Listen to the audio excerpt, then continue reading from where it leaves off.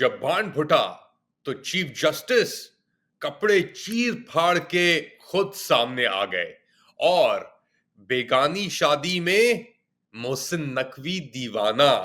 Late Ali show you के इस episode में आप सबको खुशामदीद। Do like, subscribe and share this content. बात शुरू करते हैं जो सरगर्मियां चल रही हैं पाकिस्तान के सुप्रीम कोर्ट के अंदर, जहां पे एडिशनल रजिस्ट्रार जुडिशल नजर अब्बास साहब को अपनी पोस्ट से हटा दिया गया है केस फिक्सिंग के इल्जामात के ऊपर। बेसिकली ये सब कई धड़ी है। जो हमारे मौजूदा चीफ जस्टिस है, उनको अब आप चीफ तो नहीं कह सकते, बटलर बॉय कह सकते हैं उन्हें आप, आसिम मुनीर साहब के।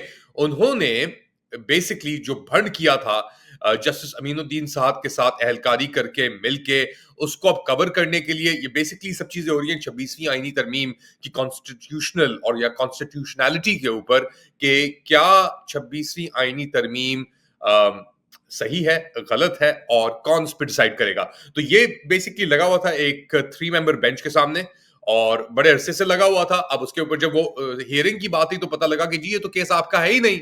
तो अंदर ये जो करवटें चल रही हैं सुप्रीम कोर्ट के अंदर, जिसके अंदर मंसूर अली शाह जो चीफ जस्टिस होने चाहिए थे, लेकिन उन्होंने बेंड नी नहीं की, अपना सर नहीं झुकाया, तो उनको साइड पे करके एक और बुलावा दिया गया और याया अफरीदी साहब ने उस कॉल को आंसर किया।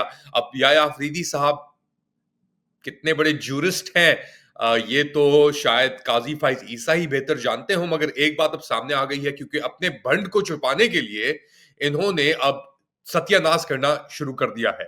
नोटिफिकेशन इशू हुई थी एडिशनल रजिस्ट्रार एडमिनिस्ट्रेशन, और उन्होंने बेसिकली एडिशनल रजिस्ट्रार जुडिशल की को फारिग कर दिया। तो नजर अब्बास साहब को रीअसाइन किया गया है स्पेशल ड्यूटी ओएसडी, और उनको बेसिकली ये इल्जाम लगाया गया उनके ऊपर कि आपने एक बहुत बड़ी गलती की, कॉन्स्टिट्यूशनल बेंच का केस एक रेगुलर बेंच के सामने डालकर।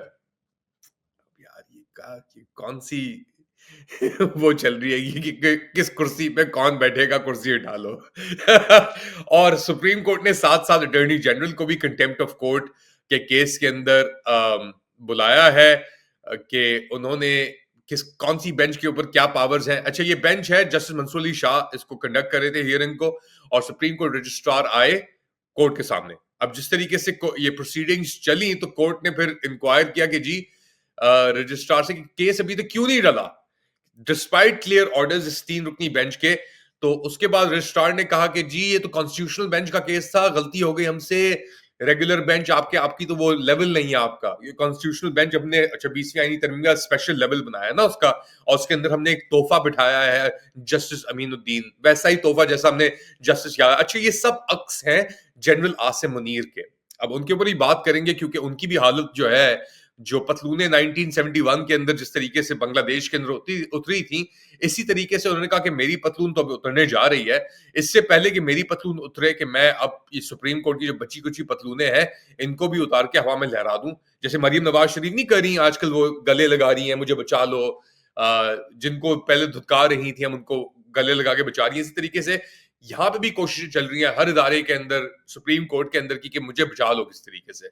और बचाने के अंदर अगर निजाम एफ द सिस्टम वाला हिसाब हो गया ना कि यार कुछ मैं ही हूं, शुरुआत भी मुझसे, इख्तिताम भी मुझसे, नाउजुबिल्ला, यानी ऐसी बड़ी बातें नहीं करनी चाहिए, मगर फिल वक्त जो हुक्मरान पाकिस्तान के ऊपर तैनात हुए हुए हैं, मुसल्लत किए गए हैं, उनका यही माइंडसेट है कि शुरुआत भी मुझसे और आखिर भी मुझसे, मैं ही हूं शुरुआत और मैं ही हूं इख्तिताम। अब ऐसे लोगों का क्या होता है, हमने देखा है माजी के अंदर, ऐसे लोगों का ये होता है कि basically there is no way left, कोई जगह नहीं बची अब एस्केप करने के लिए इन लोगों के पास। और ये जिस तरह डूब रहे हैं, जो बाकी पिलर्स या हवा या जो भी इनके हाथ में आ रहा है निजाम, उसको अपने साथ नीचे घसीट रहे हैं। घसीट तो लिया है, गिरा तो दिया है, मगर जो बचा कुचा मलबा है गाजा की तरह उसको भी कर रहे हैं। अब मंसूर अली शाह के ऊपर बड़ी तनकीद की जा सकती है, लेकिन उनके साथ जो हुआ है, और बेसिकली पूरे मुल्क के साथ ही हुआ है, हर कोई किसी ना किसी लेवल पे कंप्लिसिट था। और अगर आप इल्जाम तराशी करते हैं तो फिर इमरान खान ने भी एक्सटेंशन क्यों दी बाजवा को, उसकी भी वो हो सकती है इल्जाम तराशी। तो हर इंसान गलती करने के काबिल है और हर इंसान में उस गलती को मानने की कुवत नहीं होती, बाय द वे। और मसला ये है कि अब जो टसल है कि लोगों ने गलतियां की, वो गलती मान रहे हैं, उसको करेक्ट करना चाह रहे हैं, जैसे मंसूर अली शाह। और ये सवाल भी उन्होंने किया कि प्रैक्टिस और प्रोसीजर कमेटी के किस तरीके से कन्वीन की जा सकती है इस मौजू के ऊपर, जब तक इसके ऊपर ये पूरा प्रोसेस ना हो जो अभी वो करने की कोशिश कर रहे हैं। तो रजिस्ट्रार ने रिस्पॉन्ड किया कि जी हमने एक नोट भेजा था कमेटी को, और उसके बाद जस्टिस मंसूर ने कहा कि जी जुडिशियल ऑर्डर ऑर्डर मौजूद था तो आपने नोट क्यों भेजा? जब जुडिशियल ऑर्डर है तो उसके आगे तो कोई और नोट नहीं जा सकता। और फिर जब नोट मांगा और नोट दिखाया गया तो नोट के अंदर इनकंसिस्टेंसी मौजूद थी, पाई गई अर्लियर पोजीशन, जो पहली पोजीशन थी उसके अंदर।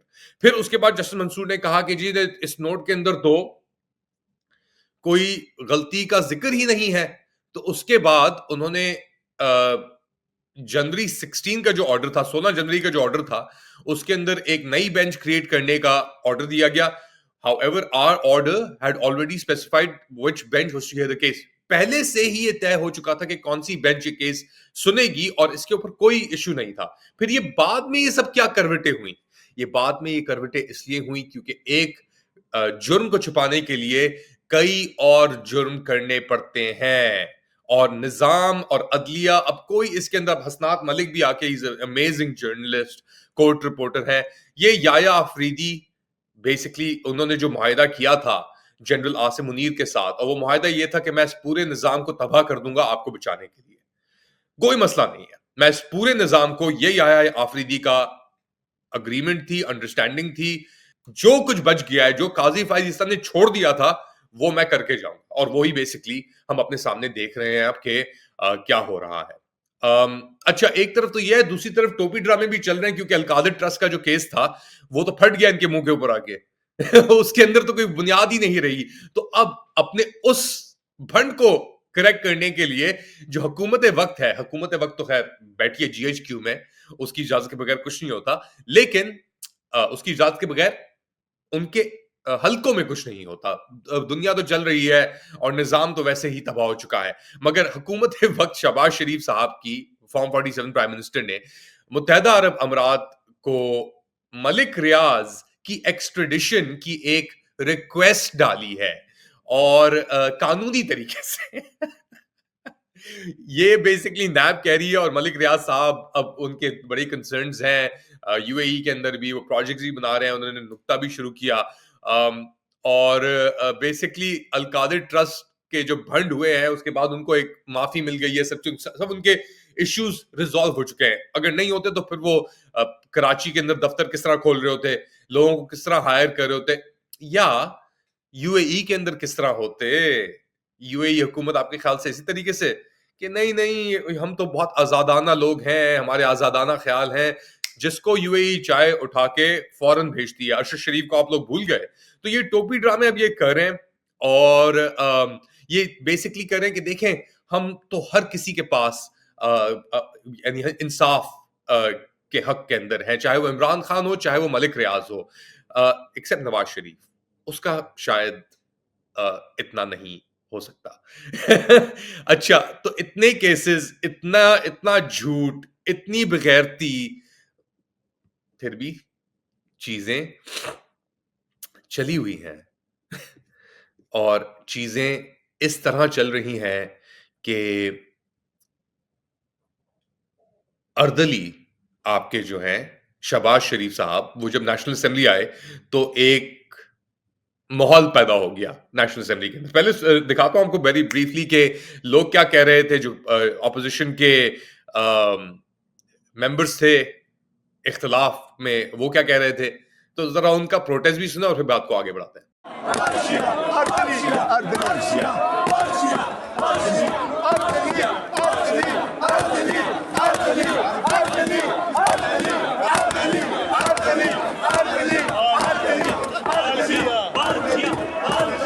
अच्छा जी, इसके जवाब के अंदर जो ये फॉर्म 47 के जो ये इन्होंने जमा किए हुए हैंगे पुतले, ये इन्होंने सराउंड किया शहबाज शरीफ को, मिनी मी को, और मिनी मी को सराउंड करने के बाद उन्होंने अपने नारेबाजी शुरू कर दी। इसके अंदर ऑब्वियसली तारिक फजल, एफेड्रीन अब्बासी और दीगर और लोग शामिल थे। और पाकिस्तान पीपल्स पार्टी अपना अलग से बैठ के तमाशा देख रही थी साइड पे। उन्होंने जो करना था, बर्बादी जो करनी थी वो कर ली। अच्छा, इंटरेस्टिंगली ट्रंप की इनॉग्रेशन हुई है और हुकूमत से कोई नहीं गया, मगर जीएचक्यू से गया आपका मोहसिन नकवी। और मोहसिन नकवी साहब भी उधर पहुंचे तो उनको झंडी दिखा दी गई मोहसिन नकवी साहब को, और वो फिर एंड के अंदर उन्होंने बड़ी कोशिश की यार कि मुझसे कोई मिल ले या मैं किसी से मिल लूं या ट्रंप की किसी टीम से मिल लूं। फिर एंड के अंदर वो मिले कोई, यानी थर्ड या फोर्थ ईयर किसी पार्टी में पहुंचे, और उनको वो जो एक बड़ी कन्वेंशन हुई थी कन्वेंशन हॉल के अंदर, प्राइवेट नहीं, यानी बाद में जो जहां पे ट्रम्प के सपोर्टर्स भी पहुंचे हुए थे, उधर वो उनको एक वीडियो दिखाई गई जो मुर्तजा अली शाह के थ्रू रिलीज की गई। फिर उन्होंने एक कोई स्पीच दी कोई थर्ड टियर पार्टी के अंदर, और लिज ट्रस जो जो बेसिकली शर्मिंदा शुदा, बिल्कुल ही टर्म 28-27 में से 3 महीने के अंदर उन्होंने ब्रिटिश इकोनॉमी को तबाह किया, और फिर वो उनको फारिग कर दिया गया। उनके साथ तस्वीर खिंचवाई और वो कहा कि जी मैं यहाँ पे आया, देखें मेरी तस्वीरें चेक करें। अब इसके ऊपर पता नहीं कितने मिलियन डॉलर इन्होंने खर्च किए लिज ट्रस के साथ तस्वीरें खिंचवाने के लिए। तो वाकई में बेगानी शादी में मोहसिन नकवी दीवाना, एक मूवी आई थी, इंडियन मूवी थी, मैं 50 या 60 की, बेगानी शादी में अब्दुल्ला दीवाना, यानी कोई जान ना पहचान, मैं तेरा मेहमान वाला हिसाब, और मोहसिन नकवी का भी वही हिसाब है। Very interesting situation. अमेरिका के अंदर ही बहुत खतरनाक चीजें डेवलप हो रही हैं। इलॉन मस्क ने जो ये नाटसी सलूट दिया है अपना, वो भी एक बहुत परेशान कुन किस्म का एक डेवलपमेंट है। अब ट्रम्प क्या करता है, उसने आते ही एक हलचली मचा दी है, हलबली सी मच गई है पूरी दुनिया के अंदर, और पाकिस्तान के अंदर भी डेफिनेटली इसका असर आएगा। अब मोहसिन नकवी को तो भेजा है वहां पे मिलने के लिए, बिलावल भुट्टो जरदारी भी गए थे, मगर उनकी कोई तस्वीरें नहीं आई अभी तक अपनी नई लुक लेकर। वो जो कोलंबियन ड्रग माफिया लॉर्ड, या जो मायामी के अंदर नहीं, फ्रेडी मर्करी लुक उनकी बेसिकली। एक तो याया खान 2 की लुक है जो आसिम मुनीर स्पोर्ट कर रहे हैं, एक मेंढक की लुक है जो अब्दुल्ला दीवाना मोहसिन नकवी कर रहा है, और एक फ्रेडी मर्क्यूरी लुक है जो बिलावल भुट्टो जरदारी स्पोर्ट कर रहे हैं। Bad version of Freddie Mercury, at least Freddie Mercury had some talent. Anyways, अपना ख्याल रखिएगा, do like, subscribe and share this content. अगली बार तक अल्लाह।